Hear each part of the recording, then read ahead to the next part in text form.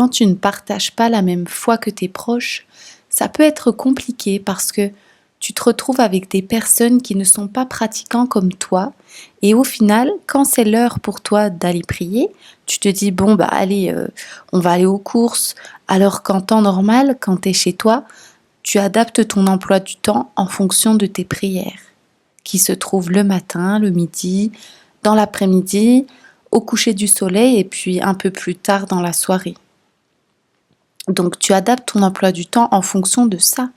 Mais quand tu es avec tes proches qui ne sont pas pratiquants, tu n'oses pas trop t'imposer et dire bon bah on ira après, faut qu'on soit rentré pour la prière ou bien t'éclipser du repas pour aller prier.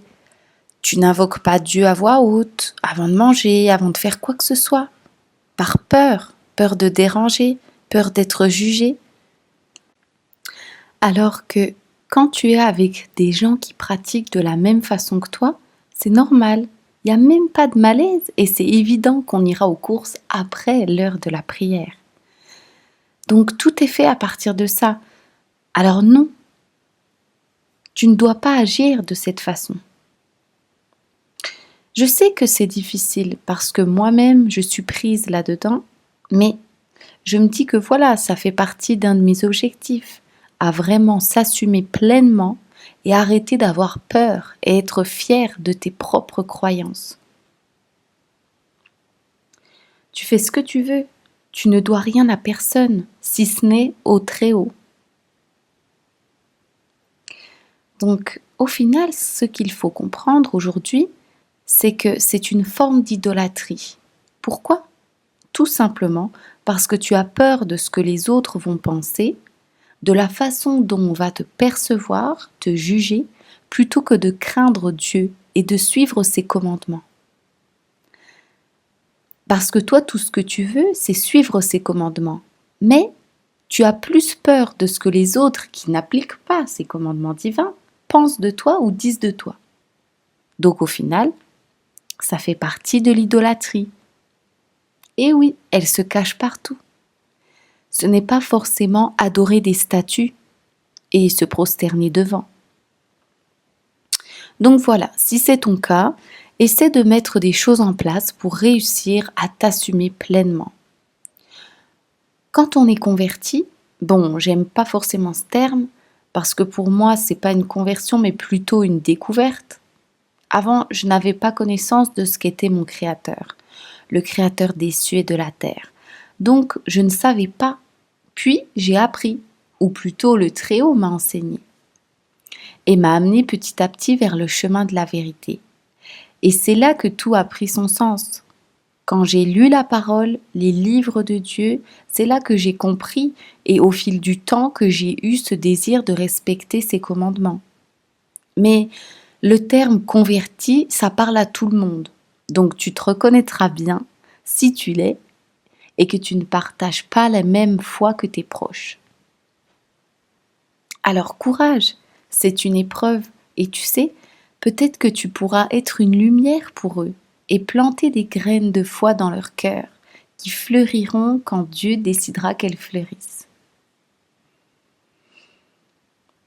Comment tu peux montrer à tes proches la beauté, la bonté de ta foi, de ta religion, si tu ne le montres pas, si tu te caches? Pourquoi tu as peur? Par rapport à tout ce que les médias en disent? Je comprends, mais tu sais que c'est faux, n'est-ce pas? Alors arrête d'avoir peur. Tu sais que tout est basé sur le respect, la bonté, l'amour, la justice, ce qui manque énormément de nos jours d'ailleurs. Donc sois fier de ça. Apprends ta religion pour pouvoir expliquer le pourquoi du comment si on te pose des questions. Et justement, montre vraiment ce que c'est qu'être un serviteur de Dieu, une servante de Dieu. Si tu te mets à respecter les commandements, tu pourras que attirer vers toi la curiosité de tes proches par ton comportement. Tu sais que ce que tu fais, c'est bien, alors sois tranquille, tout en restant dans le respect de chacun et en n'imposant rien à personne, évidemment. Quand tu fais partie d'un mouvement qui est spécial et qui peut déranger beaucoup de monde, qui n'est pas pour l'union, tu vois? Par exemple, tu fais partie d'un mouvement, mais qui est que pour, les noirs, mais pas les autres, que les asiatiques, mais pas les autres. Et ben, ou que les femmes, mais surtout pas les hommes. Tu vois? Ça peut, tu peux montrer un peu de répulsion pour une certaine catégorie de personnes. Eh bien ça, c'est pas bien. Et c'est plus compliqué de pouvoir être fier de faire ça parce que ça dérange beaucoup de monde et c'est normal d'ailleurs. Mais là, quand toi, ce que tu pratiques, c'est pour l'union, l'amour, le partage, le don de ta personne, l'entraide, en fait, tout ce qu'il y a de bon, c'est dedans. Donc, t'as rien à craindre, tu vois. Si des gens te posent des questions, mais pourquoi tu fais ça comme ça? Ah bah tiens, je fais ça parce que on nous a dit de faire ça, parce que si, ça.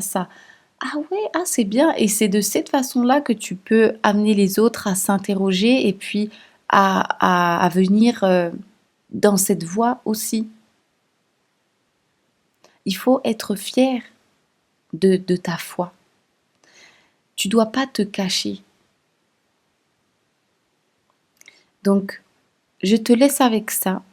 Commente si tu en as l'envie pour partager ton témoignage, ton avis. À bientôt, que la paix soit sur toi.